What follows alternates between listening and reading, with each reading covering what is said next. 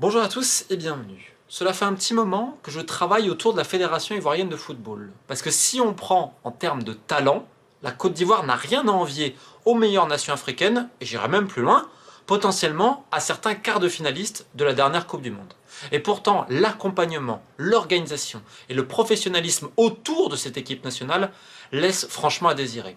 Il y a une anecdote assez connue qui est malheureusement très symbolique, c'est que beaucoup de joueurs prennent leur billet en avance eux-mêmes parce qu'ils savent très bien qu'il va y avoir des soucis. Pareil pour les visas, si vous ne payez pas votre visa avant, potentiellement vous allez avoir des soucis. L'année dernière par exemple, Amad Diallo a été privé d'un rassemblement au Canada parce qu'il y a eu des soucis administratifs qui n'ont pas été gérés à temps par la fédération.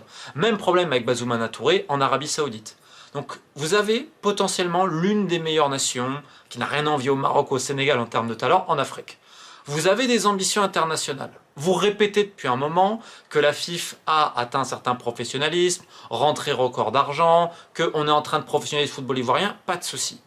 Et derrière, on dit mais attendez, c'est pas normal, on a manqué de sérieux à la CAN, on a manqué de sérieux à la Coupe du Monde et tout. Et en effet, il y a eu des problèmes de discipline au sein du groupe, c'est une réalité. Néanmoins, comment voulez-vous attendre de jeunes de 20 ans d'être irréprochables alors que vous-même, dirigeant adulte, vous ne l'êtes pas? Comment expliquez-vous que la veille du match face à la France en amical, donc vous arrivez très tôt, levé, le vol, etc., vous arrivez à Nantes, ok, et vous devez attendre 2h30 dans le bus parce qu'il y a un problème d'hôtel qui n'avait pas été bien booké.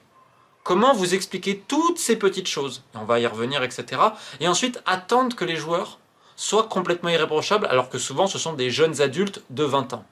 C'est compliqué, c'est tout le paradoxe de ce football ivoirien, qui a une formation qui performe encore. Je tiens à rappeler tout de suite en introduction, les éléphants sont peut-être aujourd'hui l'une des seules nations africaines à avoir autant de joueurs formés localement, alors on a aussi le Sénégal qui est quand même pas mal, mais qui dans une nouvelle génération produit énormément de joueurs qui sont destinés à évoluer dans les top clubs européens. Comment on peut avoir d'un côté ce talent incroyable, et de l'autre côté, un laisser-aller qui n'aide évidemment pas à la performance? Si on va plus loin dans l'analyse de la Fédération ivoirienne de football, comme je vous dis, il y a plein de clans. Et à un moment donné, Idriss Diallo avait cette peur réelle d'être putché, parce qu'il y avait des gens au sein même de son comité exécutif qui préparaient sa succession. Et Idriss Diallo a, avec lui, on va dire, le politique. C'est-à-dire qu'il a les oreilles de l'exécutif. On sait évidemment la proximité entre le frère cadet du chef de l'État, je crois qu'il est ministre de la Défense, surnommé Photocopie, qui est justement très proche des gens du football et tout, et on murmure à l'oreille. Ah, mais si vous me soutenez, je peux être le prochain président de la Confédération africaine de football pour le rayonnement de la Côte d'Ivoire, etc. Et tout. Idriss Diallo dit à ses amis politiciens que Patrice Motsepe, le président de la CAF, en a fait son successeur. Renseignement pris, Patrice Motsepe n'a jamais dit ça. Ensuite, Idriss Diallo dit oui, mais le Maroc me soutient. Il a de très bonnes relations avec la Fédération marocaine de football, c'est une réalité. En aucun cas, le Maroc a dit c'est Idriss Diallo, notre candidat pour la succession de Motsepe. Parce qu'un président de la CAF, ça se décide directement au niveau des chefs d'État, souvent. Ça dépasse ça.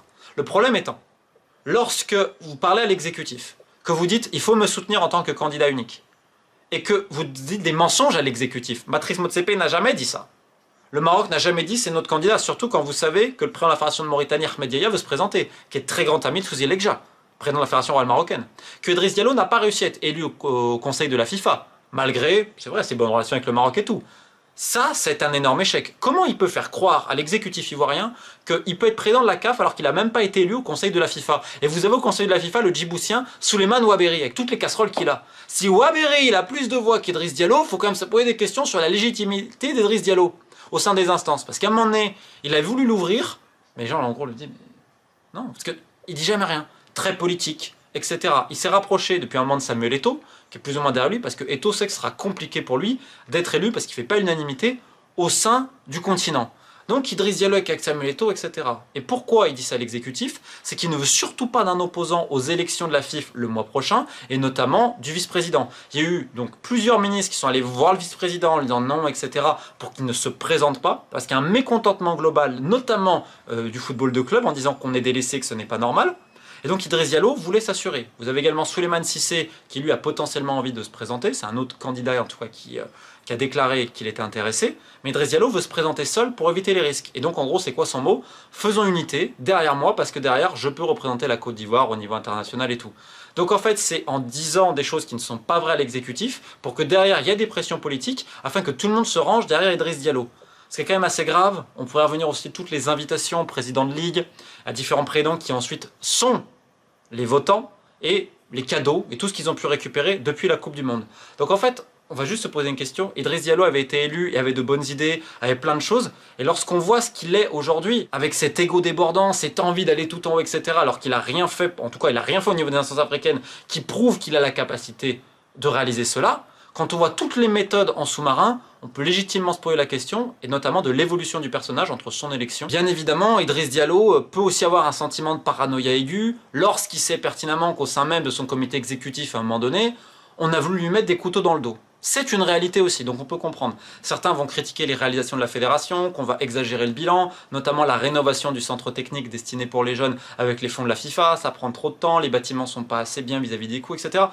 Il y a quand même des choses que la fédération a réussi, la refonte des statuts, il y a aussi de l'accompagnement vis-à-vis de certains clubs ivoiriens pour leur reconnaissance, c'est-à-dire les droits, parce que je tiens à le rappeler, et ça peut-être que la fédération n'est pas allée encore au bout, même s'il y avait une tentative, c'est-à-dire que vous avez des joueurs ivoiriens qui sont trafiqués notamment au Mali, c'est-à-dire qu'on va tout changer, les noms, etc., les clubs, c'est-à-dire qu'on va enlever le passeport sportif du joueur, comme s'il n'avait jamais été dans un club ivoirien, et on va faire ce que sa première licence, elle est malienne. C'est-à-dire qu'ensuite les indemnités de formation et le mécanisme de solidarité si le joueur passe pro, et en fait ce sont les clubs maliens qui vont le récupérer, et non les clubs ivoiriens dont sont issus les joueurs.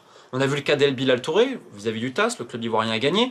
Donc en fait, ça c'est très important parce que c'est la reconnaissance des droits ivoiriens. Avec également, je le rappelle, il y a quand même des joueurs dans la sous-région ivoirienne qui jouent dans d'autres équipes nationales. Parce qu'encore une fois, on arrive sur ce problème que je vous disais dans les sélections jeunes, c'est-à-dire qu'on va les sélectionner non pas dans un but sportif, mais dans un but de est-ce que ça peut aider tel ou tel pote à moi qui détient tel club et tout. Donc on va pas forcément sélectionner les meilleurs. Et malheureusement, dans le radar, il y a des très bons joueurs des fois qui vont passer à travers. On peut penser notamment à Arsène Kouassi, qui désormais joue pour le Burkina Faso, à un poste clé en plus d'arrière gauche qui manque en termes de relève en Côte d'Ivoire. Donc on a compris tout ce clientélisme, on a compris qu'on met des gens à la fédération qui des fois ne sont pas les plus compétents parce qu'en réalité ils sont là pour des intérêts politiques, pour des intérêts également de on peut les contrôler, etc. Donc on se rend bien compte que c'est compliqué, qu'il y a des anciens joueurs qui arrivent à la fédération qui disent rien parce qu'ils veulent leur poste, et globalement c'est l'omerta. On l'a vu d'ailleurs dans le championnat local, puisque à l'aube des élections, on a quand même eu énormément de décisions arbitrales très contestées et contestables. Beaucoup te disent qu'en gros si tu n'es pas en phase avec Idriss Diallo, on peut te sanctionner dans le football local. Et ce qui est fou, c'est qu'Idriss Diallo a demandé personnellement, ah mais non, mais il faut dire que l'arbitrage, il n'y a pas de problème, que je suis là pour nettoyer et tout. C'est-à-dire que s'il y a une voix critique, la fédération va vous reprendre, va vous demander de faire un démenti, etc. parce qu'il ne faut rien dire. Alors qu'on sait malheureusement qu'il y a plein de combines et d'arrangements. Pareil avec toutes les académies sauvages qu'on voit en Côte d'Ivoire, on peut se poser la question de pourquoi il n'y a pas un programme de certification, par exemple, des académies, pour éviter justement tous les soucis, les trafics de joueurs ou que sais-je encore. À un moment donné, à quel moment la FIF va s'impliquer réellement dans le football local, notamment de clubs? Et attention, c'est pas uniquement la faute de la fédération, c'est qu'il y a beaucoup de dirigeants de clubs en Côte d'Ivoire qui gèrent très mal. Il y a des dettes, il y a des impayés, on parle mal aux joueurs, les contrats ne sont pas respectés. C'est une réalité, il y a un problème de stabilité. Mais il y a aussi tout un talent. Expliquez-moi comment cela est possible que la Côte d'Ivoire fournit, produit autant de grands joueurs. C'est-à-dire au niveau local, on ne se contente pas simplement sur les binationaux. Et tiens d'ailleurs ça me fait penser sur les binationaux.